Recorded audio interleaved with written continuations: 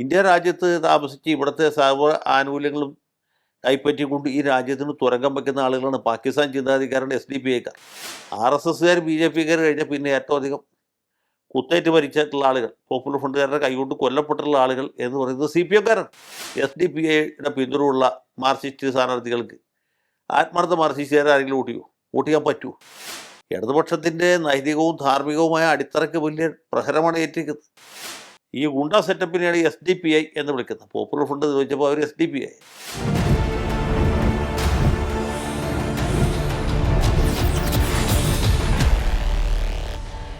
നമസ്കാരം. Talking point വിത്ത് advocate ജയശങ്കറിലേക്ക് ഏവർക്കും സ്വാഗതം. കേരളം വളരെ നിർണായകമായ നിയമസഭാ തെരഞ്ഞെടുപ്പിലേക്ക് അടുത്തുകൊണ്ടിരിക്കുകയാണ്. പ്രചാരണം കൊടുമ്പിരി കൊണ്ട് മുന്നോട്ട് പോകുന്ന ഈ വേളയിൽ ഒരു വിഷയം ഇപ്പോൾ കത്തിക്കയറുകയാണ്. ഡീലിന് ശേഷം ഇപ്പോഴിതാ SDPI പിന്തുണ ഇടതുപക്ഷത്തെ നിർത്തിപ്പൊരിക്കുകയാണോ എന്ന് സംശയം തോന്നുന്ന തരത്തിലേക്ക് കാര്യങ്ങൾ നീങ്ങിക്കൊണ്ടിരിക്കുകയാണ്. SDPI പിന്തുണ ഇടതുപക്ഷത്തിന് തിരിച്ചടിയാകുമോ? കേരളത്തിൻ്റെ ജനവിഭാഗം ഇതിനെ എങ്ങനെ നോക്കിക്കാണും?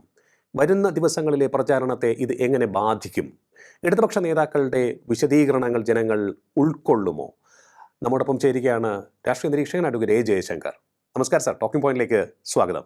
നമസ്കാരം. ശ്രീ SDPI വോട്ട് വിവാദം കഴിഞ്ഞ 1-2 ദിവസമായി വളരെ ചൂടുപിടിച്ച ചർച്ചയ്ക്ക് കാരണമായിട്ടുണ്ട്. ഇതിപ്പോൾ ഇടതുപക്ഷം ഈ ഒരു വിഷയത്തിൽ വലയുമെന്ന് തോന്നുന്നുണ്ടോ? എന്താണ് ഈ ഒരു വിഷയത്തിൽ അങ്ങയുടെ അഭിപ്രായം? ഇത് തീർച്ചയായിട്ടും ആത്മഹത്യാപരമായിട്ടുള്ള ഒരു നിലപാടാണ് ഇവിടെ ഇടതുപക്ഷ പാർട്ടികൾ, പ്രത്യേകിച്ച് CPM കൈക്കൊണ്ടത്. മറ്റു പാർട്ടികൾക്കൊന്നും ഇതിൽ വലിയ വോയിസ് ഒന്നുമില്ല. CPM-കാർ തീരുമാനിക്കും, ബാക്കിയുള്ളവർ അത് എന്താണ് തലകുലുക്കി അംഗീകരിക്കച്ച് എതിർവായി അവിടെ യാതൊരു സാധ്യതയില്ല. അങ്ങനെ തിരുവായ്ക്കെതിർവാ പറയാൻ പറ്റിയ ഒരു നേതാവും ഇന്നിപ്പോൾ മറ്റു പാർട്ടികളിലില്ല. അതൊരു സത്യം. SDPI പോലെ ഒരു തീവ്രവാദ സ്വഭാവമുള്ള സംഘടനയിൽ നിന്ന്, അല്ലെങ്കിൽ ഭീകര സംഘടനയിൽ നിന്ന് വോട്ടുകൾ സ്വീകരിക്കുന്നതിനെ കുറിച്ച് മുന്നണിക്കകത്ത് വല്ല ചർച്ച ഉണ്ടായിട്ടൊന്നും നമുക്കറിയില്ല. ഇടതുപക്ഷ ജനാധിപത്യ മുന്നണി സമീപകാലത്തെങ്ങാനും യോഗം ചേരുകയോ ഈ വിഷയം ചർച്ച ചെയ്യുകയോ അതിലെന്തെങ്കിലും തീരുമാനം എടുക്കുകയോ ചെയ്തിട്ട് അറിയില്ല. ഇവിടെ CPM-നെ സംബന്ധിച്ചിടത്തോളം അവർ SDPI-യുമായിട്ട് കൂട്ടുകെട്ടാവാതെ അവരുടെ വോട്ട് സ്വീകരിക്കാം എന്നൊരു നിലപാടിലേക്ക് പോയിരിക്കുകയാണ്. അപ്പോൾ ബാക്കി ഘടകകക്ഷികളൊക്കെ ഈ മുമ്പേ ഗമിച്ചിരുന്ന ഗോവിന്ദൻ്റെ പിമ്പേ ഗമിക്കും ബഹുഗോക്കളെല്ലാം എന്ന് പറഞ്ഞ പോലെ ഏതായാലും CPM-കാരെ ആലോചിക്കുകയും ചിന്തിക്കുകയും തീരുമാനിക്കുകയും ചെയ്യുന്നുണ്ട്. പിന്നെ നമ്മളെന്തിനാ തല ചൂടാക്കുന്നത് എന്ന രീതിയിൽ അത് അംഗീകരിക്കും. ആരുടെ വോട്ട് കിട്ടിയാലും വിരോധമില്ല, ഒരു വോട്ടിനും ഒരു അയിത്തവും ഇല്ല എന്ന ഒരു പൊതു നിലപാടിലേക്ക് എത്തുകയും ചെയ്തിരിക്കുന്നതാണ് ഇപ്പം നമ്മൾ കാണുന്നത്. ഇവിടെ നമ്മൾ മനസ്സിലാക്കേണ്ട ഒരു കാര്യം എന്ന് വെച്ചാൽ, ഈ വർഗീയതയുമായിട്ട് സന്ധി ചെയ്യുന്നതിനെക്കുറിച്ച് പണ്ട് മുതൽക്ക് CPM-നകത്ത് വലിയ ചർച്ചകളും അഭിപ്രായ വ്യത്യാസങ്ങളും ഒക്കെ ഉണ്ട്. അതിപ്പോൾ തുടങ്ങിയതല്ല. ഇന്ത്യക്ക് സ്വാതന്ത്ര്യം കിട്ടുന്നതിന് മുമ്പ് തന്നെ ഇത് ചർച്ചാ വിഷയമാണ്. മുസ്ലിം ലീഗുമായിട്ട് ഉള്ള ബന്ധവത്തായിരിക്കണം. ഇന്ത്യ വിഭജനത്തിന് മുമ്പുള്ള ലീഗ് കേട്ടോ.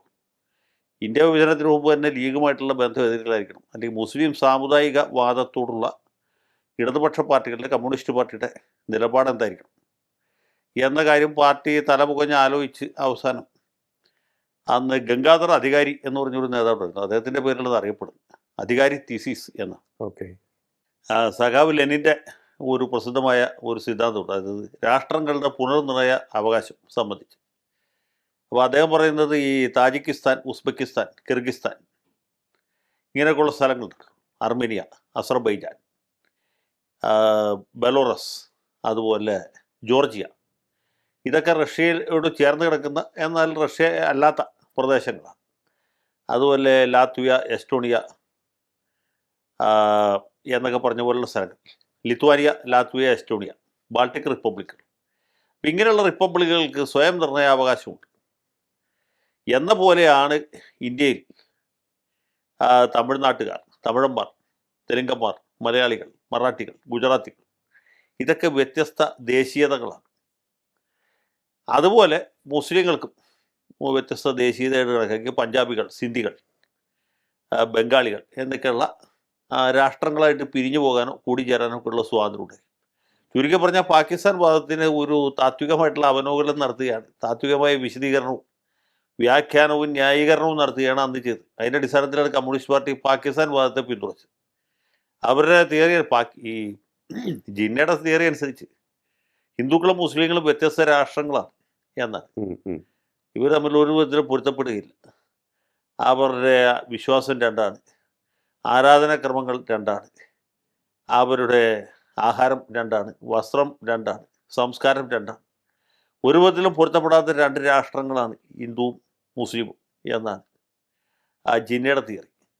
ആ തിയറി ആ രീതിയിലല്ല, അതിന് കമ്മ്യൂണിസത്തിൻ്റെ അല്ലെങ്കിൽ മാർക്സിസത്തിൻ്റെ ഒരു പരിപ്രേക്ഷ്യം ഉണ്ടാക്കിയിട്ട് വ്യത്യസ്ത ദേശീയതകളാണ്.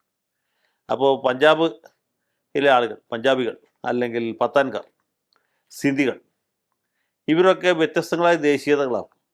അവർക്ക് ഒരു ഗ്രൂപ്പിംഗ് ആവാം. അങ്ങനെ പാകിസ്ഥാന് താത്വികമായ ഒരു വിശദീകരണം നൽകി. ഇങ്ങനെയൊക്കെയുള്ള പല വിധത്തിലുള്ള കസർത്തുകൾ, അക്രോബാറ്റിക്സ് നടത്തിയിട്ടുള്ള ആളുകളാണ് കമ്മ്യൂണിസ്റ്റുകാർ, അവിഭക്ത കമ്മ്യൂണിസ്റ്റ് പാർട്ടി. പിന്നെ സ്വാതന്ത്ര്യം കിട്ടിയതിന് ശേഷം ഇതുപോലെയൊക്കെയുള്ള കസർത്തുകൾ തുടർന്നു. അങ്ങനെയാണ് 67 സപ്തകക്ഷി മുന്നണിയിൽ ലീഗിനെ ഉൾപ്പെടുത്തുന്നത്. പിന്നീട് മലപ്പുറം ജില്ല രൂപീകരിക്കുന്നു. പിന്നെയുള്ള അങ്ങനെ വലിയ ചരിത്രമുണ്ട്. പിന്നീട് 1984 ആയപ്പോഴത്തേക്കുമാണ് മുസ്ലിം ലീഗിന് തൊട്ടുകൂടായ്മ ഉണ്ടെന്നുള്ളത് തിരുമനസ് കണ്ടുപിടിച്ചത്. നമ്പൂരിപ്പാട് ഈ മാർക്സിസം ലെനിനിസം എംഗൽസൊക്കെ ശരിക്കും വായിച്ചതിന് ശേഷം പുള്ളി പറഞ്ഞു, ഭൂരിപക്ഷ വർഗീയതയും ന്യൂനപക്ഷ വർഗീയതയും ഒരുപോലെ അപകടകരമാണ് എന്ന് പറഞ്ഞ അഖിലേന്ത്യാ ലീഗിനെ ഇവിടുന്ന് കെട്ടുകെട്ടിച്ച് ഭരണ ലീഗിലേക്ക് വിട്ടതിന് ശേഷം പിന്നെ മതനിരപേക്ഷ മുന്നണി ഉണ്ടാക്കി. അങ്ങനെയാണ് 1987 വലിയ വിജയം ഉണ്ടായത്. അന്ന് ഈ കോൺഗ്രസിൻ്റെയും മുസ്ലിം ലീഗിൻ്റെയൊക്കെ സാമുദായിക പ്രീണനത്തിന് വലിയൊരു വിഭാഗം ആളുകൾക്ക് വലിയ എതിർപ്പും വിപ്രതിപത്തി ഉണ്ടായിരുന്നു. അത് ക്യാഷ് ചെയ്യാൻ വേണ്ടിയിട്ടാണ് ഇങ്ങനൊരു തിയറി ഉണ്ടാക്കിയത്. പിന്നീട് കേരള കോൺഗ്രസ് ജോസഫ് ഗ്രൂപ്പിനെ എടുക്കുന്നു, പിന്നെ ഇന്ത്യൻ നാഷണൽ ലീഗിനെ എടുക്കുന്നു, പിന്നെ PDPയുമായിട്ട് ഹറാമില്ല ഹറാമാണ് എന്ന നിലപാടിലേക്ക് പോകുന്നു. പിന്നെ ഇന്ത്യൻ നാഷണൽ ലീഗിനെ മുന്നണിയിൽ തന്നെ എടുക്കുന്നു, PDPയെ പുറത്ത് നിർത്തുന്നു. 2009 പാർലമെൻറ്റ് തെരഞ്ഞെടുപ്പിൽ CPIയുടെ കയ്യിലിരുന്ന പൊന്നാനി സീറ്റിൽ തട്ടിപ്പറിച്ച് PDPക്ക് കൊടുക്കുകയും PDP ഒരു അനൗപചാരിക ഘടകകക്ഷിയായിട്ട് കൂട്ടുകയും ചെയ്തു. അപ്പോൾ ഇങ്ങനെയൊക്കെയുള്ള പലവിധ അഭ്യാസങ്ങൾ നടത്തിയതാണ്. ഇപ്പോൾ തന്നെ ഈ സമീപകാലത്ത്, അന്നൊക്കെ വെൽഫെയർ പാർട്ടിയുടെ വോട്ടിന് യാതൊരു തൊട്ടുകൂടായ്മയും തീടിക്കൂടായ്മ ഉണ്ടായിരുന്നില്ല. ഈ സമീപകാലത്ത് ജമാഅത്തെ ഇസ്ലാമി വളരെ കുഴപ്പം പിടിച്ചൊരു സാധനമാണ്. മതരാഷ്ട്രവാദികളാണ്, മതമൗലികവാദികളാണ്, അവരുമായിട്ട് കൂട്ടിത്തൊടാൻ പാടില്ല എന്നൊരു തിയറി ഉണ്ടാക്കി. അങ്ങനെ UDFനെ നിതരാം പരിഹസിക്കുകയും ശാസിക്കുകയും അപലപിക്കുകയൊക്കെ ചെയ്തുകൊണ്ടിരിക്കുമ്പോഴാണ് പോപ്പുലർ ഫ്രണ്ടുകാർ മഞ്ചേശ്വരത്ത് UDFുമായിട്ട് പിണങ്ങുന്നു. ഈ പോപ്പുലർ ഫ്രണ്ടിൻ്റെ രാഷ്ട്രീയ രൂപമാണ് SDPI. പോപ്പുലർ ഫ്രണ്ട് എന്ന് വെച്ചാൽ കൊടും തീവ്രവാദികളാണ്. അവരുടെ കൈ വെട്ടുക, കാല് വെട്ടുക, കഴുത്ത് വെട്ടുക, ഇങ്ങനെയൊക്കെയുള്ള കായിക പരിപാടികൾ കാലങ്ങളായിട്ട് അവതരിപ്പിച്ചുകൊണ്ടിരിക്കുന്ന ഒരു സംവിധാനമാണ് പോപ്പുലർ ഫ്രണ്ട്. അതിൻ്റെ പൂർവ്വരൂപം NDF എന്നായിരുന്നു, നാഷണൽ ഡിഫൻസ് ഫോഴ്സ്. ഈ നാഷണൽ ഡിഫൻസ് ആവണേക്ക് മുമ്പ് ഇത് നാദാപുരം ഡിഫൻസ് ഫോഴ്സാണ്. നാദാപുരത്ത് ഈ ലീഗുകാരും CPMകാരും തമ്മിലുള്ള സാമുദായിക കലാപമല്ല, രാഷ്ട്രീയ ഏറ്റുമുട്ടലുകൾ എന്ന് പറയുന്നത് തീർച്ചയായിട്ടും ഒരു സാമുദായിക സ്വഭാവം അതിനുണ്ടായി. ഈ CPMകാരെ ഏറെക്കുറെ എല്ലാവരും തന്നെ ഈഴവ തീയ വിഭാഗത്തിൽപ്പെട്ടവരും, ലീഗുകാർ സ്വാഭാവികമായിട്ടും മാപ്പിളമാരും ആയതുകൊണ്ട് ഈ മാപ്പിള തീയ ഏറ്റുമുട്ടലാണ്. അതിന് നമ്മൾ കേൾക്കുന്നവർക്കൊരു സുഖം ഉണ്ടാകാൻ വേണ്ടിയിട്ട്, വലിയ മാനസിക ബുദ്ധിമുട്ടുണ്ടാകാതിരിക്കാൻ വേണ്ടിയിട്ടാണ് ലീഗ് മാർക്സിസ്റ്റ് സംഘടന എന്ന് ഓമന പേരിട്ട് വിളിച്ചത്. ഒരു ഭാഗത്ത് CPMകാരും ഒരു ഭാഗത്ത് ലീഗുകാരും. ലീഗുകാർക്ക് വേണ്ടത്ര തീവ്രതയില്ല എന്ന് പറഞ്ഞുണ്ടാക്കിയ സാധനമാണ് നാദാപുരം ഡിഫൻസ് ഫോഴ്സ്. ഈ നാദാപുരം ഡിഫൻസ് ഫോഴ്സാണ് പിന്നീട് നാഷണൽ ഡിഫൻസ് ഫോഴ്സായിട്ട് NDF എന്ന പേര് വന്നു. പിന്നെ അത് പേര് മാറ്റിയാണ് PFI, Popular Front of India ആക്കി മാറ്റി. പിന്നീട് അവരുടേതായ രാഷ്ട്രീയ പാർട്ടി രൂപീകരിച്ചപ്പോൾ ജമാഅത്തെ ഇസ്ലാമിക്ക് വെൽഫെയർ പാർട്ടി പോലെ ഇവർ Social Democratic Party of India SDPI എന്ന ഒരു പാർട്ടി രൂപീകരിച്ചു. ആ പാർട്ടിയാണ് നമ്മളിപ്പോൾ ചർച്ചാ വിഷയമുള്ളത്. അതിനിടയ്ക്ക് ഈ പോപ്പുലർ ഫ്രണ്ട് നിരോധിച്ചു, അതിൻ്റെ നേതാക്കന്മാരെയൊക്കെ അറസ്റ്റ് ചെയ്തു. അതിൽ വലിയൊരു വിഭാഗം ആളുകളിപ്പോൾ തിഹാർ ജയിലിൽ ഗോതമ്പുണ്ട കഴിച്ച് ജീവിക്കുകയാണ്. ഈ SDPIയുടെ തന്നെ ദേശീയ പ്രസിഡന്റ് കഴിഞ്ഞ ദിവസമാണ് ജയിലിൽ നിന്ന് ഇറങ്ങി വന്നത്. അദ്ദേഹം മറ്റേ നോട്ടറിറ്റിപ്പ് കേസ്, ഇതുണ്ടല്ലോ, അതെ അതെ അതെ, പണം വെളുപ്പിക്കൽ കേസിൽ എൻഫോഴ്സ്മെൻറ്റുകാർ പിടിച്ചുകൊണ്ട് പോയി കഴിഞ്ഞ ദിവസമാണ് പുള്ളി നാട്ടിൽ തിരിച്ചെത്തി. അപ്പോൾ ഇങ്ങനെയൊക്കെയുള്ള ആളുകളാണ് ഈ പാർട്ടിയെ നയിക്കുന്നത്. അത് തീവ്രവാദത്തിൽ അധിഷ്ഠിതമായിട്ടുള്ള ഭൂരിപക്ഷ അല്ലെങ്കിൽ അന്യമത വിദ്വേഷത്തിൽ മാത്രം വിശ്വസിക്കുന്ന, അതിന് കായികമായ പരിഹാരം മാത്രം നിർദ്ദേശിക്കുന്ന ഒരു പാർട്ടിയാണ്. ശരിക്കും ഗുണ്ട സെറ്റപ്പാണ്. ഈ ഗുണ്ട സെറ്റപ്പിനെയാണ് SDPI എന്ന് വിളിക്കുന്നത്. പോപ്പുലർ ഫ്രണ്ട് ചോദിച്ചപ്പോൾ അവർ SDPI. അപ്പോൾ ഈ പാർട്ടി കുറച്ച് കാലമായിട്ടുണ്ട്. അവർ ചില തെരഞ്ഞെടുപ്പിലൊക്കെ മത്സരിക്കും, മുനിസിപ്പാലിറ്റിയിലൊക്കെ മത്സരിക്കും, പഞ്ചായത്തിലൊക്കെ മത്സരിക്കും. ചിലപ്പോഴൊക്കെ അത്യപൂർവമായിട്ട് ഒരാളൊക്കെ ജയിക്കും, മിക്കവരൊക്കെ തോക്കും. ഇത് വലിയ ജനസ്വാധീനമുള്ള പാർട്ടിയൊന്നുമല്ല. പക്ഷേ ഈ ഗുണ്ടായിസം നടത്തുന്ന ആളുകൾ എന്നുള്ളവർക്ക് പൊതുവെ പൊതുസമൂഹത്തിന് ഇവരെക്കുറിച്ച് ഒരു ഭയവും ആശങ്കയും ഉണ്ട്. ഇവരിനി അടുത്തായിട്ട് എന്ത് ചെയ്യുക എന്ന് വിചാരിച്ചു. അപ്പോൾ അതിൻ്റെ ഒരു പ്രതിവിധി എന്നുള്ളതിലേക്കാണ് ഈ സംഘടനയെ നിരോധിച്ച്, പോപ്പുലർ ഫ്രണ്ടിനെ നിരോധിച്ച്, അതിൻ്റെ Campus Front, Junior Front, Women's Front എന്നൊക്കെ പറഞ്ഞ് ഇതിൻ്റെ പോഷക സംഘടനകളൊക്കെ നിരോധിച്ചു. അവരുടെ മനുഷ്യാവകാശ സംഘടന ഉണ്ട്, യഥാർത്ഥ മനുഷ്യാവകാശമല്ല, ഈ തീവ്രവാദികൾക്ക് വേണ്ടിയിട്ട് പെറ്റീഷൻ കൊടുക്കുക, അങ്ങനെയൊക്കെയുള്ള പരിപാടികൾ ചെയ്തിട്ടുണ്ട്. അതിനെ നിരോധിച്ചു. ഇതെല്ലാം നിരോധിച്ചു. അതിൻ്റെ നേതാക്കന്മാരെയൊക്കെ അറസ്റ്റ് ചെയ്തതിന് ശേഷമാണ് SDP മാത്രം നിലനിൽക്കുക. അപ്പോൾ ഈ നാട്ടിലെ ആളുകൾക്ക് SDP എന്താണെന്നോ പോപ്പുലർ ഫ്രണ്ട് എന്താണെന്നുള്ളതിനെ കുറിച്ച് ആർക്കും ഒരഭിപ്രായ വ്യത്യാസമില്ല. എല്ലാവർക്കും അറിവുള്ള കാര്യമാണ്. RSSകാർ BJPക്കാർ കഴിഞ്ഞാൽ പിന്നെ ഏറ്റവും അധികം കുത്തേറ്റ് മരിച്ചിട്ടുള്ള ആളുകൾ, പോപ്പുലർ ഫ്രണ്ടുകാരുടെ കൈകൊണ്ട് കൊല്ലപ്പെട്ടിട്ടുള്ള ആളുകൾ എന്ന് പറയുന്നത് CPMക്കാരാണ്. നാദാപുരത്ത് ഈന്തുള്ളതിൽ ബീനു മുതൽക്ക് മഹാരാജ് സ്കൂളിലെ അഭിമന്യു വരെ നിരവധി തീര രക്തസാക്ഷികളെ ഈ SDP അല്ലെങ്കിൽ അതിൻ്റെ അവാന്തര ഭാഗങ്ങളായിട്ടുള്ള സംഘടനകൾ CPMകാർക്ക് സംഭാവന ചെയ്തിട്ടുണ്ട്. അത് അഭിമന്യുവിൻ്റെ പേരിൽ വലിയ പണപ്പിരിവൊക്കെ നടത്തിയതാണ്. അതിന് ചെറിയൊരു ഭാഗം അദ്ദേഹത്തിൻ്റെ വീട്ടുകാർക്ക് കൊടുക്കുകയും ബാക്കിയുള്ളതുണ്ട് SFIക്ക് എറണാകുളത്ത് വലിയൊരു ഓഫീസ് പഠിക്കും. പിന്നെ അത്ര വലിയ ഓഫീസിൻ്റെ ആവശ്യമില്ലെന്ന് പറഞ്ഞുകൊണ്ട് ആ കെട്ടിടം വാടക കൊടുത്ത് പാർട്ടി മാസം മാസം വാടക വാങ്ങിക്കൊണ്ടിരിക്കുകയും ചെയ്യുകയാണ്. അപ്പോൾ ഇങ്ങനെയൊക്കെയുള്ള സംവിധാനത്തിലേക്കാണ് ഇപ്പോൾ SDP പുരോഗമന സ്വഭാവമുള്ളൊരു പാർട്ടിയാണ്, ഒരു സംഘടനയാണ്. ഫാസിസത്തെ എതിർക്കുന്നവരാണ്. നല്ല രസമായില്ല. ഫാസിസത്തെയും സാമ്രാജ്യത്വത്തെ എതിർക്കുന്നതിന് ഈ SDP ഒരു കൈ സഹായം കിട്ടിയാൽ അത് സ്വീകരിക്കുന്നതിൽ യാതൊരു തെറ്റുമില്ല എന്നാണ് ഇപ്പോൾ നമ്മുടെ സഖാക്കന്മാർ കണക്കൂട്ടി കണ്ടുപിടിച്ചത്. ഇതാണ് ഇപ്പോഴത്തെ ഒരു രാഷ്ട്രീയ സാഹചര്യം. ശ്രീ SDP പൂർവ്വരൂപത്തെക്കുറിച്ച് അങ്ങ് പറഞ്ഞു, അവരുടെ പ്രവർത്തന ശൈലിയെക്കുറിച്ചൊക്കെ തന്നെ പറഞ്ഞു. ഇവരുടെ രാഷ്ട്രീയത്തിലേക്കുള്ള കടന്നുവരവിനെക്കുറിച്ചും അവിടെ പിടിമുറുക്കുന്നതിനെക്കുറിച്ചും കൂടി ഒന്ന് പറയാമോ? ഇത് കൈവെട്ട് കാൽവെട്ട് കൂടാതെ അവർ സജീവ രാഷ്ട്രീയത്തിൽ ഇടപെടാൻ തുടങ്ങി. എനിക്കൂടെ 2009 പാർലമെൻറ്റ് തെരഞ്ഞെടുപ്പിലാണ് ഇവരെ നമ്മൾ വിസിബിളായിട്ട് കാണാൻ തുടങ്ങി. അതിന് മുമ്പുണ്ടായിരുന്നു എന്നെനിക്ക് ഓർമ്മയില്ല. SDP എന്ന പേരിൽ ഈ പച്ചയും വെള്ളയും ചുവപ്പും പിന്നെ നക്ഷത്രമുള്ള കൊടിയും ഒക്കെ കാണാൻ തുടങ്ങിയത് ആ സമയത്താണ്. അതിനുമ്പോൾ പോപ്പുലർ ഫ്രണ്ട് ഉണ്ട്, NDF ഒക്കെ ഉണ്ട്, മറ്റു പലതൊക്കെ ഉണ്ട്. അപ്പോൾ ഇവരെ കാണാൻ തുടങ്ങുന്നത് ഈ 2009 പാർലമെൻറ്റ് തെരഞ്ഞെടുപ്പിൻ്റെ സമയത്താണ്. അന്ന് അവർ ഐക്യമുന്നണിക്ക് UDF പിന്തുണയാണ്. മലപ്പുറത്ത് വോട്ടെണ്ണി റിസൾട്ട് വരുന്ന ദൃശ്യങ്ങൾ. അന്ന് വേറെ പ്രത്യേകതകളുണ്ട്. PDP ഇവരുടെ കൂടെയാണ്, LDF കൂടെയാണ്. അപ്പോൾ PDP ഇപ്പുറത്തായതുകൊണ്ട് പ്രത്യേകിച്ച് മുസ്ലിം ലീഗ് 2006 നിയമസഭാ തെരഞ്ഞെടുപ്പിൽ വലിയ തിരിച്ചടി ഉണ്ടായി. മുനീർ തോറ്റു, കുഞ്ഞാലിക്കുട്ടി തോറ്റു, മുഹമ്മദ് ബഷീർ തോറ്റു, അങ്ങനെ നിൽക്കുന്ന സമയമാണ്. അപ്പോൾ ലീഗ് കുറച്ചൊരു ഡിഫൻസിലാണ്, ഒരു ബാക്ക് ഫുട്ടിലാണ്. ആ സമയത്താണ് ഈ പാർലമെൻറ്റ് തെരഞ്ഞെടുപ്പ് വരുന്നത്. അപ്പോൾ എങ്ങനെ ജയിച്ചേ തീരൂ എന്ന വാശിക്ക് മാത്രമല്ല PDP LDF കൂടെ ചേർന്നു. പൊന്നാനിയിൽ ഹുസൈൻ രണ്ടത്താണ് ഈ പൊതു സ്വതന്ത്രമായിട്ട് മത്സരിക്കും. ആ സമയത്ത് ഇവരെ തോൽപ്പിക്കാൻ വേണ്ടിയിട്ട് ഈ ലീഗുകാരെ ഈ പോപ്പുലർ ഫ്രണ്ടിൻ്റെ പിന്തുണ ആവശ്യം. ഞാൻ പറയാൻ വന്നത് അഹമ്മദ് ജയിച്ച സമയത്തുള്ള വിഷ്വൽസ് ഉണ്ടെങ്കിൽ നോക്കുക. അവിടെ ലീഗിൻ്റെ പച്ചക്കൊടിയോടൊപ്പം നമ്മൾ കാണുന്നത് NDF കൊടിയാണ്. ലീഗുകാരുടെ കൂടെ ആഹ്ലാദ പ്രകടനങ്ങളിൽ NDFകാർ പങ്കെടുക്കുന്നുണ്ട്. അതിൽ അസ്വാഭാവികമായിട്ട് എന്തെങ്കിലും ഉണ്ടെന്ന് അവർക്ക് തോന്നിയില്ല. അത് കഴിഞ്ഞ് 2010 നമ്മുടെ അധ്യാപകൻ്റെ കൈവെട്ടുന്ന സംഭവം അടുത്ത കൊല്ലം. അതോടുകൂടി ലീഗുകാർ ഇവരെ മാറ്റി നിർത്തി, ഇവരുമായിട്ട് ഒരു ബന്ധവും പാടില്ല എന്ന് തീരുമാനിച്ചു. അവിടത്തും കഴിഞ്ഞ് പിന്നെ അവർ തെരഞ്ഞെടുപ്പിൽ മത്സരിക്കാൻ തുടങ്ങി. സീലിംഗ് ഫാൻ അടയാളത്തിൽ അല്ലെങ്കിൽ മറ്റ് ചില അടയാളത്തിലൊക്കെ മത്സരിക്കും. വലിയ വോട്ടൊന്നും പിടിക്കുന്നില്ല. പക്ഷേ ഇവരുടെ പ്രവർത്തകർ വലിയ ഉത്സാഹികളാണ്. അവർ പ്രവർത്തകർ കുറവുള്ളൂവെങ്കിലും ഉള്ളവർ വലിയ ഉത്സാഹികളാണ്. അവർ നന്നായിട്ട് പ്രവർത്തിക്കും. പിന്നെ അവർക്ക് ഇഷ്ടമില്ലാത്തവരെയൊക്കെ അവർ തോൽപ്പിക്കാൻ വേണ്ട ഒത്താശകൾ ചെയ്തു. അതുകൊണ്ട് ലീഗ് പാർട്ടിക്കകത്ത് തന്നെ രണ്ടഭിപ്രായമുണ്ട്. SDP പോലുള്ള സംഘടനകളുമായിട്ട് നമ്മൾ പരമാവധി സഹകരിച്ച് പോകണം, വെറുതെ അവരെ പിണക്കാൻ നിൽക്കണ്ട എന്ന അഭിപ്രായമുള്ള ആളുകളുണ്ട്. വേറൊരു കൂട്ടർ പറയുന്നത് അങ്ങനെയല്ല, ലീഗ് ദുർബലമാകും, SDP ശക്തിപ്പെട്ടാൽ.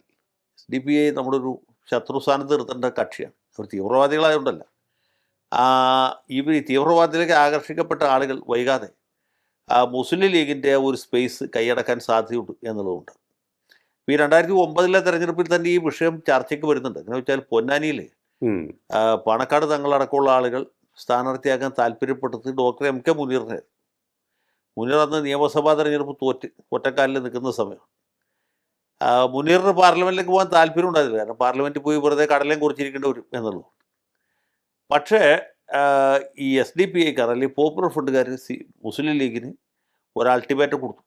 അവർ പറഞ്ഞത് MK മുനീറിനെ ഞങ്ങൾക്ക് ഒരു തരത്തിലും അംഗീകരിക്കാൻ പറ്റുകയില്ല, അതുകൊണ്ട് വേറൊരാളെ സ്ഥാനാർത്ഥിയാക്കണം. അങ്ങനെയാണ് ET മുഹമ്മദ് ബഷീറിനെ കൊടുത്തത്. ET മുഹമ്മദ് ബഷീർ ഞാൻ ഈ നേരത്തെ പറഞ്ഞ വിവാദത്തിൽപ്പെട്ട ആളാണ്. പോപ്പുലർ ഫ്രണ്ടുമായിട്ടൊക്കെ സഹകരിച്ച് പോകണം, ലീഗിൻ്റെ ശത്രുക്കൾ അവരൊന്നുമല്ല എന്ന നിലപാടാണ്. ഏതായാലും മുഹമ്മദ് ബഷീർ പൊന്നാനിയിൽ മത്സരിച്ചു, അദ്ദേഹം ജയിച്ചു, നല്ല ഭൂരിപക്ഷത്തിൽ തന്നെ ജയിച്ചു. സർ, ഇപ്പോൾ ഈ നേമത്തെ വോട്ടുമായി ബന്ധപ്പെട്ടുള്ള വിഷയമാണ് ഈ ചർച്ചകൾക്കൊക്കെ തന്നെ തുടക്കം കുറിച്ചിരിക്കുന്നത്. നേമത്ത് SDPIയുടെ പിന്തുണ ഇടതുപക്ഷത്തിന് എന്നുള്ള ആ ഒരു പരാമർശം അവരുടെ ഭാഗത്ത് നിന്ന് വന്നു. പിന്തുണ ആവശ്യപ്പെട്ടിട്ടുണ്ട് എന്ന് അവർ പറയുന്നുണ്ട്. എന്നാൽ അത്തരത്തിലൊരു പിന്തുണ ആവശ്യപ്പെട്ടിട്ടില്ല എന്ന വിശദീകരണം CPMൻ്റെ ഭാഗത്ത് നിന്ന് വരുന്നു. ഇപ്പോൾ CPMൻ്റെ general secretary Shri MA Baby പറഞ്ഞിരിക്കുന്നത് ഒരു മോശം ഭൂതകാലമുള്ളവർ നന്നാവാൻ തീരുമാനിച്ചാൽ അതിനെ നമ്മൾ പിന്തുണയ്ക്കുകയല്ലേ വേണ്ടത്. അതായത് SDPI ഒരു മോശം ഭൂതകാലമുണ്ട്, അവർ ഇപ്പോൾ നല്ല പാതയിലാണ്, നല്ല കുട്ടികളാണ്, അല്ലെങ്കിൽ നല്ല പാർട്ടിയാണ്, നല്ല സ്വഭാവമുള്ളവരാണ് എന്ന് അർത്ഥം വരുന്ന തരത്തിൽ അദ്ദേഹത്തിൻ്റെ പരാമർശം വന്നിരുന്നു. ഇത്തരത്തിലുള്ള ആ ഒരു ചർച്ചയുടെ തുടക്കമാണ് ഉണ്ടായിരിക്കുന്നത്. ഇനി ഈ ചർച്ച എങ്ങോട്ട് പോകുമെന്നാണ് അങ്ങ് കരുതുന്നത്? ഇത് അവർക്ക് ദോഷം ചെയ്യുകയാണെങ്കിൽ എങ്ങനെയായിരിക്കും? കാരണം ഒരു 10-48 മണ്ഡലങ്ങളിലോളം മുസ്ലിം പോപ്പുലേഷൻ്റെ വോട്ട് നിർണായകമാണ് കേരളത്തിൽ. അപ്പോൾ ഈ 48 മണ്ഡലങ്ങൾക്ക് അപ്പുറത്തേക്ക്, അല്ലെങ്കിൽ ആ 48 മണ്ഡലങ്ങളെ എങ്ങനെ ഇത് സ്വാധീനിക്കും? മറ്റ് സ്ഥലങ്ങളിലുള്ളവർ ഇതിനെ എങ്ങനെ കാണും? ഇതൊക്കെ വളരെ നിർണായകം തന്നെയല്ലേ സാർ? ചിലപ്പോഴൊക്കെ ഇവർ CPMമായിട്ട് സഹകരിച്ച് പ്രവർത്തിക്കുന്നു. ഇപ്പൊ ചെങ്ങന്നൂർ ഉപതെരഞ്ഞെടുപ്പോടത് ഓർമ്മയില്ല, രാമേന്ദ്രൻ നായർ ഭരിച്ചിട്ട് സജി ചെറിയാൻ ആദ്യമായിട്ട് ജയിച്ച ആ ഉപതെരഞ്ഞെടുപ്പിന്റെ സമയത്ത് പോപ്പുലർ ഫ്രണ്ടുകാരൻ ഇവര് നമ്മുടെ SDPIക്കാർ വ്യാപകമായിട്ട് സജി ചെറിയാൻ വേണ്ടിയിട്ട് പ്രവർത്തിച്ചത്. ഈ കഴിഞ്ഞ നിയമസഭാ തെരഞ്ഞെടുപ്പിൽ പേരാവൂർ മണ്ഡലത്തിൽ SDPIക്കാരെല്ലാവരും തന്നെ CPM സ്ഥാനാർത്ഥിക്ക് വേണ്ടിയിട്ട് പ്രവർത്തിച്ചത് സക്കീർ ഹുസൈൻ എന്ന് പറയും, നമ്മുടെ സണ്ണി ജോസഫിനെതിരായിട്ട്. എന്നിട്ട് സണ്ണി ജോസഫ് ഏതാണ്ട് ചെറിയ ഭൂരിപക്ഷത്തിൽ ജയിച്ചു. അപ്പം ഇങ്ങനെയൊക്കെ ഇവർ ചെയ്യുന്നുണ്ട്. മാത്രമല്ല ഈ ആലപ്പുഴയിൽ വലിയ ഇരട്ടക്കൊലപാതകമൊക്കെ ഉണ്ടല്ലോ, ഒരു അഭിഭാഷകനെ വീട്ടിൽ കയറി കൊന്നു, അതിന് SDPIയുടെ ഒരാളെ തലേദിവസം കൊന്നു, അങ്ങനെയൊക്കെയുള്ള സംഭവങ്ങൾ ഉണ്ടായപ്പോൾ അവർക്ക് സർവ്വവിധ പിന്തുണയും കൊടുത്ത് രണ്ടുപേരാണ്. ഒന്ന് നമ്മുടെ ആരിഫ്, അതുപോലെ തന്നെ MLA-മാരായ ചിത്തരഞ്ജൻ, അതുപോലെ H. സലാം, ഇവരൊക്കെയാണ് പോപ്പുലർ ഫ്രണ്ടുകാർക്ക് സഹായം ചെയ്തു കൊടുത്തത്. അതും കഴിഞ്ഞ് അവർക്ക് പ്രകടനത്തിന് അനുവാദം കൊടുത്തു. സാധാരണയിൽ അങ്ങനെ ഈ പോപ്പുലർ ഫ്രണ്ടിൻ്റെ ഫ്രീഡം പരേഡൊക്കെ എത്രയോ കൊല്ലമായിട്ട് നിരോധിച്ചൊക്കെയാണ്. അതെ, ഉമ്മൻചാണ്ടിയുടെ സമയത്ത് നിരോധിച്ചു, അത് പിന്നീട് VS-ൻ്റെ സമയത്ത് നിരോധിച്ചു, അത് പിണറായിയുടെ കാലത്തും അതങ്ങനെ നിരോധനം നിലനിൽക്കുകയാണ്. അപ്പോഴാണ് ഇവർ ആലപ്പുഴയിൽ വലിയൊരു പ്രകടനം നടത്തി. അതിന് അനുവാദം കൊടുത്തത് തന്നെ ഈ CPMൻ്റെ ഈ നേതാക്കന്മാരുടെയൊക്കെ സമ്മർദ്ദത്തിൻ്റെ ഫലമായിട്ടാണ്. അരിയും മരവും വാങ്ങിച്ചെന്നുള്ള മുദ്രാവാക്യമൊക്കെ ഓർക്കണം. അതെ അതെ അതെ അതൊക്കെ കഴിഞ്ഞ് അധികം വൈകാതെ പോപ്പുലർ ഫ്രണ്ട് നിരോധിച്ചു, നേതാക്കന്മാരൊക്കെ ജയിലിൽ പോയി. അപ്പോൾ ഇവർ ഒന്ന് പത്തി ഒതുക്കി നിൽക്കുകയാണ്. അപ്പോഴാണ് തെരഞ്ഞെടുപ്പ് വരുന്നത്. അപ്പോൾ ഈ തെരഞ്ഞെടുപ്പ് വരുമ്പോൾ മഞ്ചേശ്വരത്തെക്കുറിച്ച് തർക്കം ഉണ്ടാകുന്നു. മഞ്ചേശ്വരത്തിൻ്റെ ഒരു പ്രത്യേകത, ഈ അത്യുത്തര കേരളത്തിൽ മുസ്ലിം ലീഗുകാരും SDPIക്കാരും തമ്മിൽ പ്രാദേശികമായിട്ട് പല അഭിപ്രായ വ്യത്യാസങ്ങളുണ്ട്. അതുകൊണ്ട് അവർ സ്വന്തം സ്ഥാനാർത്ഥിയെ നിർത്താൻ ഉദ്ദേശിച്ചു. അത് മതേതരത്വത്തിന് വലിയ വെല്ലുവിളിയാവും എന്ന് ഇവിടെ മാധ്യമങ്ങൾ പറഞ്ഞു. ലീഗുകാരുടെ ഇടപെട്ടു, കുഞ്ഞാലിക്കുട്ടി തന്നെ നേരിട്ട് വിളിച്ചു, അങ്ങനെ സ്ഥാനാർത്ഥിയെ പിൻവലിച്ചു. പക്ഷേ അഭിപ്രായ വ്യത്യാസം തീരുന്നില്ല. അവർ സ്വന്തം സ്ഥാനാർത്ഥികളില്ലാത്ത സ്ഥലത്ത് LDF-ന് പിന്തുണ കൊടുക്കും എന്നൊരു കിംവദന്തി പടർന്നു. അത് ഇന്നേ ദിവസം വരെ സ്ഥിരീകരിച്ചിട്ടില്ല, എങ്കിൽ പോലും അതിനാണ് സാധ്യത. അപ്പം ഇങ്ങനൊരു സാഹചര്യത്തിലാണ് ഇത് വീണ്ടും ചർച്ചാ വിഷയമായതും. ഈ ഇടതുപക്ഷ പാർട്ടി SDPIക്ക് ആരെ വേണമെങ്കിൽ പിന്തുണയ്ക്കാതിരിക്കുകയോ ചെയ്യാം, അത് അവരുടെ ഇഷ്ടമാണ്. പക്ഷെ അങ്ങനെയുള്ള ഈ തീവ്രവാദ സ്വഭാവമുള്ളൊരു പാർട്ടിയുടെ പിന്തുണ സ്വീകരിക്കുന്നത് ഇടതുപക്ഷത്തിൻ്റെ ധാർമ്മികതയ്ക്ക് നിരക്കുന്നതാണ് എന്നുള്ളതാണ് ഇവിടുത്തെ പ്രശ്നം. അതെ, അപ്പോൾ അത് സ്വീകരിക്കുന്നതിന് ഒരു തെറ്റുമില്ല എന്നാണ് ഓരോരുത്തരായിട്ട്. ആദ്യം MA ബേബി അത് പാടില്ല എന്ന് പറഞ്ഞാണ്, ബിനോയ് വിശ്വവും അത് പറ്റില്ല എന്ന് പറഞ്ഞാണ്. രണ്ടാം ദിവസമായപ്പോഴത്തേക്ക് ഇവർക്ക് രണ്ടുപേർക്കും വിവേകം ഉദിച്ചു. പിണറായി വിജയൻ്റെ അഭിപ്രായം തന്നെ ഇവർ ആവർത്തിച്ചു. അവർ പറയുന്നത് ഇപ്പോൾ ഒരാൾ നന്നാവാൻ തീരുമാനിച്ചാൽ നമുക്ക് തടയാൻ പറ്റും എന്നുള്ളത്. അതെ അതെ അതെ അത് LDF-ഉമായിട്ട് ചേരുന്നതോടെ അവർ ഇതുവരെയുള്ള എല്ലാ പാപങ്ങളും ലാപ്സായി. അതുകൂടി സഖാവ് അഭിമന്യുവിനെ CPM-കാരുടെ സ്വർഗത്തിൽ നിന്ന് നരകത്തിലേക്ക് ട്രാൻസ്ഫർ ചെയ്തു. കാരണം വർഗീയത തൊലഞ്ഞു കഴിഞ്ഞല്ലോ. അതെ അതെ ആ അഭിമന്യുവിനെ അവരെല്ലാം മറന്നു എന്ന് തോന്നുന്നു, അല്ലേ സർ? അഭിമന്യു മാത്രമൊന്നുമല്ല, നീ എത്രയോ പേർ, ഞാൻ പറഞ്ഞില്ല, ഈന്തുള്ളത്തിൽ ബിനു എന്ന് പറഞ്ഞ നാദാപുരത്തെ ഒരു CPM-കാരനടക്കം എത്രയോ CPM-കാരെ വെട്ടിക്കൊന്ന പാർട്ടിയാണ്. ഇവിടെ അധ്യാപകൻ്റെ കൈവെട്ടിയ സംഭവം ഓർക്കില്ല. അപ്പോൾ ഇതുപോലെയുള്ള ഒരുപാട് അക്രമങ്ങൾ ചെയ്തിട്ടുള്ളവരാണ്. അതിലെ എത്രയോ പേര് പിടികിട്ടാപ്പുള്ളികളായിട്ട് ഉണ്ട്.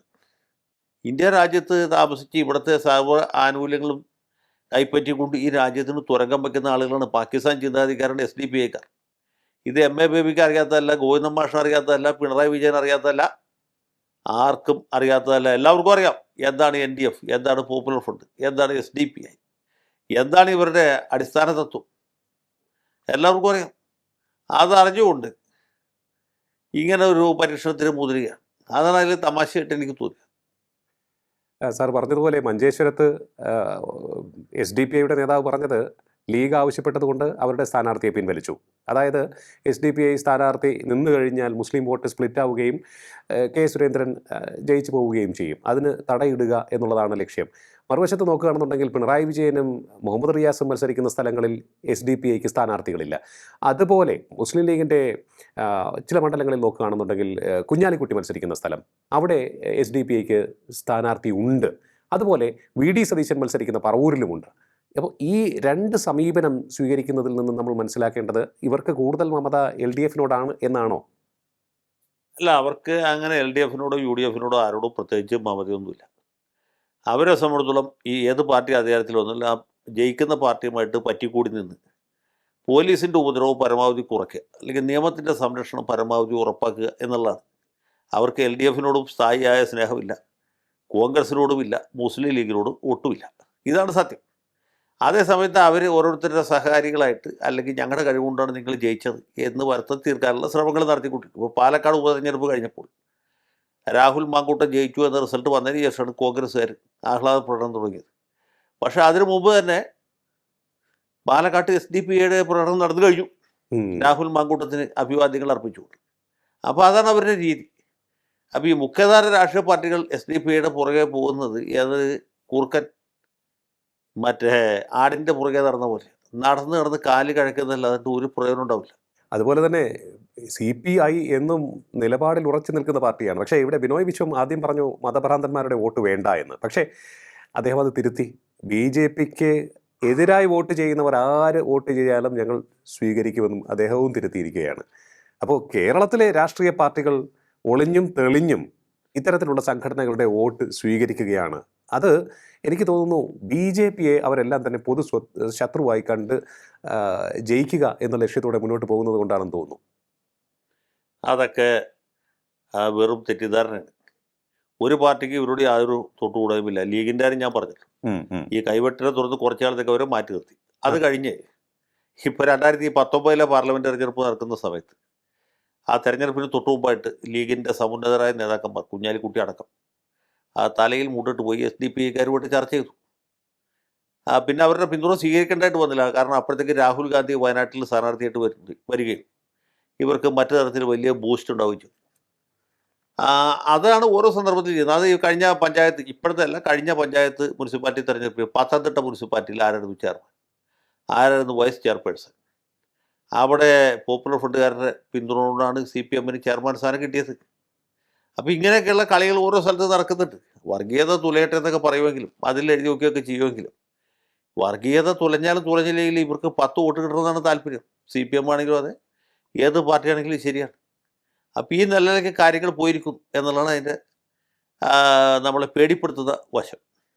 തീർച്ചയായിട്ടും ഇത് ഒരു പേടിപ്പെടുത്തുന്ന വസ്തുതയായി തന്നെ നിലനിൽക്കുകയാണ് എന്നുള്ളതാണ്. കേരളം പോലൊരു സംസ്ഥാനത്ത് ഇത്തരത്തിൽ ഒരു നിലപാട് സ്വീകരിക്കേണ്ട ഒരു ഗതികേടിലേക്ക് പാർട്ടികൾ പോകുന്നു. ഇപ്പോൾ തന്നെ നോക്കുകയാണെന്നുണ്ടെങ്കിൽ ഇടതുപക്ഷത്തിന് ഒരു തുടർഭരണം കിട്ടില്ലയോ എന്ന് സംശയം തോന്നുന്ന കുറേയേറെ സർവേ ഫലങ്ങൾ പുറത്തേക്ക് വരികയാണ്. നേരിയ വ്യത്യാസത്തിൽ UDF ജയിക്കും, ജമാഅത്തെ ഇസ്ലാമി അവർക്ക് പിന്തുണ പ്രഖ്യാപിച്ചു, എങ്കിൽ പിന്നെ ഞങ്ങൾക്കും ഇരിക്കട്ടെ ഒരാളുടെ പിന്തുണ, SDPI മുസ്ലിം വിഭാഗത്തിൻ്റെ നല്ലൊരു ശതമാനം വോട്ട് ഞങ്ങളിലേക്കും വരട്ടെ എന്ന് LDF തീരുമാനിച്ച് കാണും.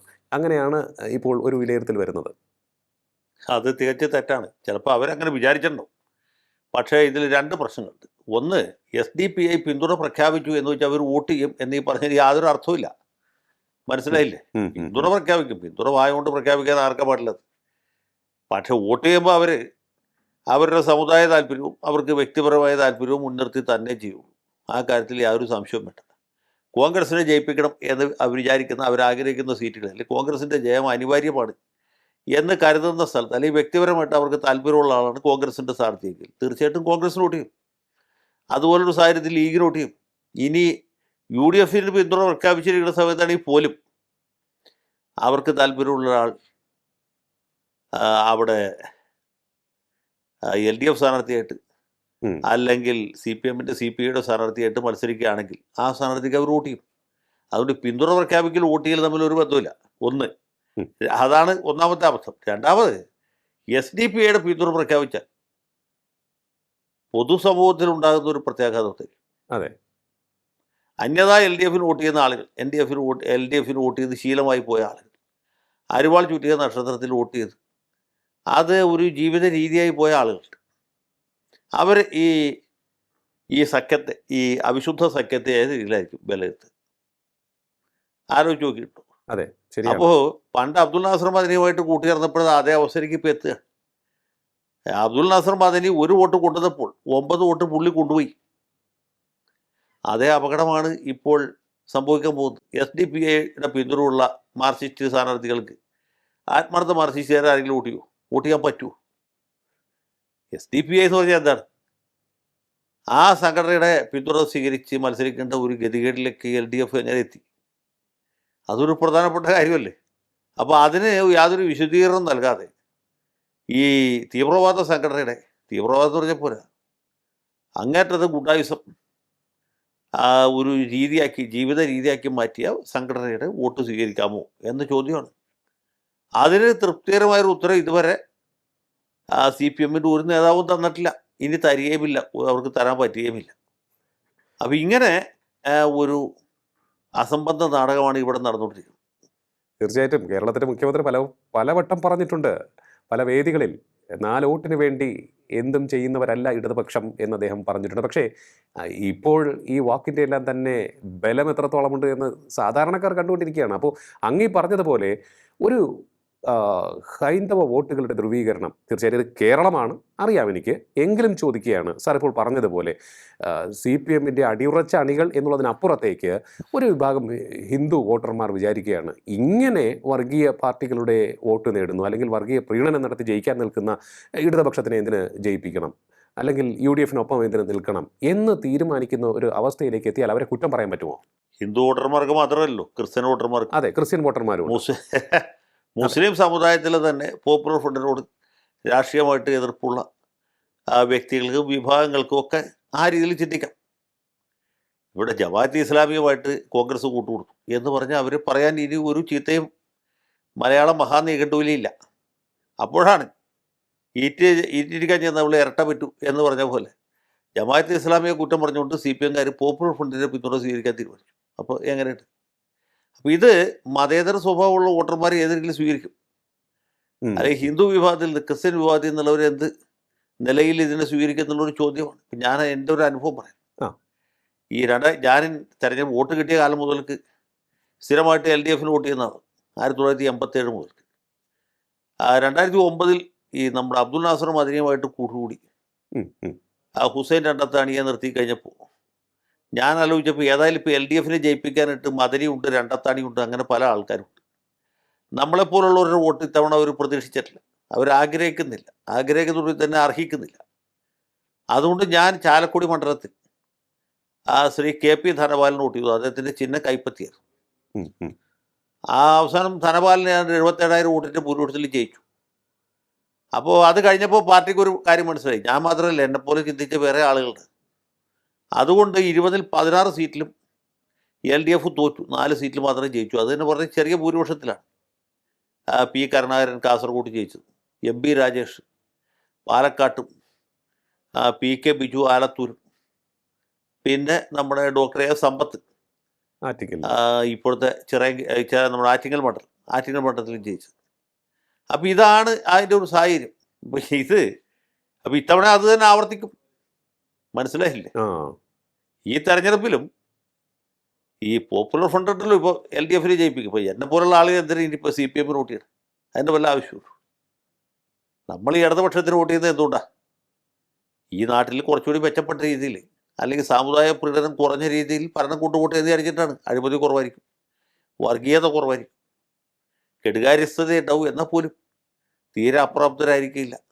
അതേ സമയത്ത് തന്നെ സാമുദായിക പീഡനം സംഭവിക്കുകയുമില്ല. അതിന് തീർച്ചയായിട്ടും വിലങ്ങുതടി സൃഷ്ടിക്കും എന്ന് ഉറച്ച ബോധ്യമുള്ളതുകൊണ്ടാണ്. ഇപ്പോൾ ആ ബോധ്യമില്ലടേ. ഇടതുപക്ഷത്തിൻ്റെ നൈതികവും ധാർമ്മികവുമായ അടിത്തറയ്ക്ക് വലിയ പ്രഹരമാണ് ഏറ്റിരിക്കുന്നത്. ഇത് മാത്രമല്ല, വേറെ ഒരുപാട് സംഭവങ്ങളുണ്ട്. മുഖ്യമന്ത്രിയുടെ മകളുടെ മാസം പഠിക്കേസാണെങ്കിൽ, അല്ലെങ്കിൽ നമ്മുടെ ശബരിമല സ്വർണ്ണക്കൊള്ള, അതെ. പയ്യന്നൂരിലെ രക്തസാക്ഷി ഫണ്ട് തട്ടിപ്പ്, ഇങ്ങനെയൊക്കെയുള്ള ഒരുപാട് സംഭവങ്ങൾ നടന്നുകൊണ്ടിരിക്കുന്നുണ്ട്. അതിന് പുറത്താണ് ഇതുപോലെയുള്ള ഒരു അതിക്രമം റിപ്പോർട്ട് ചെയ്യപ്പെടുന്നത്. അപ്പോൾ അതുകൊണ്ട് തന്നെ ഉം. ഇത് വലിയൊരു വിഭാഗം വോട്ടർമാരെ, ഇപ്പോൾ എൻ്റെ അനുഭവം എന്ന് പറഞ്ഞാൽ ഒറ്റപ്പെട്ട അനുഭവമല്ല, ഇതുപോലെ ചിന്തിക്കുന്ന വേറെ ആളുകളുണ്ട്. അവരെ തീർച്ചയായിട്ടും ഇത് പ്രകോപിപ്പിക്കുകയും അത് CPM-ൻ്റെ വലിയ പരാജയത്തിൽ അവസാനിക്കുകയും ചെയ്യും.